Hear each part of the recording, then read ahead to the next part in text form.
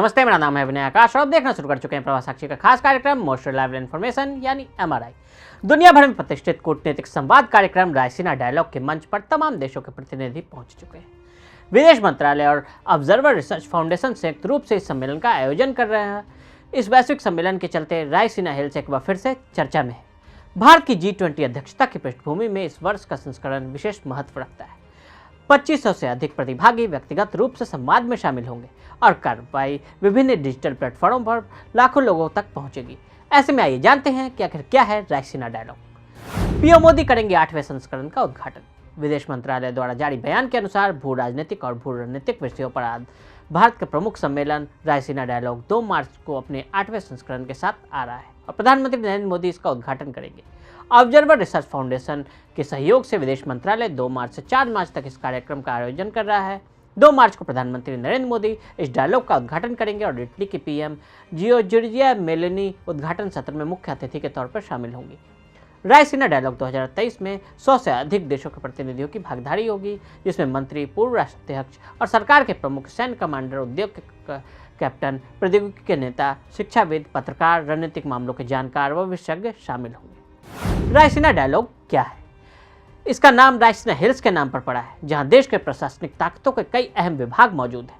दुनिया के अलग अलग देशों के लोगों का एक ऐसा मंच जहां वैश्विक हालात और चुनौतियों पर सार्थक चर्चा के उद्देश्य से इसकी शुरुआत की गई। इसमें 100 से ज्यादा देशों के प्रतिनिधि हिस्सा लेते हैं। विदेश मंत्रालय और ऑब्जर्वर रिसर्च फाउंडेशन के सहयोग से रायसीना डायलॉग का हर साल आयोजन होता है। इसकी शुरुआत 2016 में की गई थी। विदेश मंत्रालय का मुख्यालय रायसीना पहाड़ी, नई दिल्ली में स्थित है।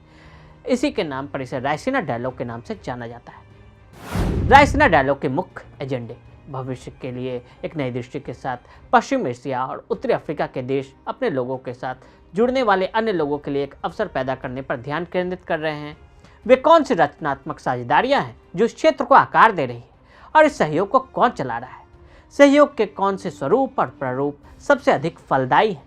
यह क्षेत्र अवसर, ऊर्जा, व्यापार से पहचाने जाने वाले क्षेत्र से नवाचार और विकास के केंद्र के रूप में कैसे परिवर्तित हो सकता है? बदलती दुनिया में G20 को साकार करना, भारत, बांग्लादेश, बिम्स्टेक और इंडो पैसिफिक से जुड़े मुख्य एजेंडे शामिल हैं। रायसीना हिल्स क्या है? राष्ट्रपति भवन से लेकर इंडिया गेट और विजय चौक तक कई इमारतें रायसीना हिल्स पर बनी हुई है। देश के राजनीतिक, आर्थिक और सामाजिक बदलाव की असली गवाह रायसीना हिल्स है, जिसने सदियों देखे और कुछ खास लम्हों को खुद में समेट लिया। देश के राष्ट्रपति भवन को भी रायसीना हिल्स के नाम से जाना जाता है। भारत की राजधानी दिल्ली में स्थित रायसीना की पहाड़ी, जिस पर बना राजभवन, देश का सबसे महत्वपूर्ण भवन है। यहाँ पर राष्ट्रपति का आवास और कार्यालय दोनों स्थित है। क्या यूक्रेन में युद्ध समाप्त करने पर रायसीना वार्ता कोई भूमिका निभा सकता है? बैठक को हाल के वर्षों में भारत द्वारा बड़े पैमाने पर आयोजित एक मंच के रूप में चित्रित किया गया है। इसने डिजिटल मुद्राओं, यूरोपीय राजनीति, इंडो पैसिफिक और कोविड-19 पर बहस के बदले में भारत के मूल मुद्दों को काफ़ी हद तक नज़रअंदाज किया है। जैसा कि भारतीय विदेश मंत्री ने हाल ही में न्यूजीलैंड की अपनी यात्रा के दौरान टिप्पणी भी की थी कि यूरोप को यह समझने की ज़रूरत है कि उसकी समस्याएं दुनिया की समस्याएं नहीं हैं। सामान्य परिस्थिति में यह लागू हो सकता है, लेकिन यूक्रेन संघर्ष में चीन का स्पष्ट हस्तक्षेप शायद चीज़ों को दूसरे स्तर पर ले जा सकता है। भारत रूस के संबंध। भारत के रूस के साथ अपने स्वयं के अनूठे और दीर्घकालिक संबंध है। साथ ही अधिक समस्याग्रस्त भारत चीन संबंध भी है। यूक्रेन विवाद के समाधान के रूप में अब चीन अपनी शांति योजना के साथ यूक्रेन को लुभाने की कोशिश कर रहा है। भारत फिर से अपने बड़े पड़ोसियों के बीच की रेखा पर चलेगा।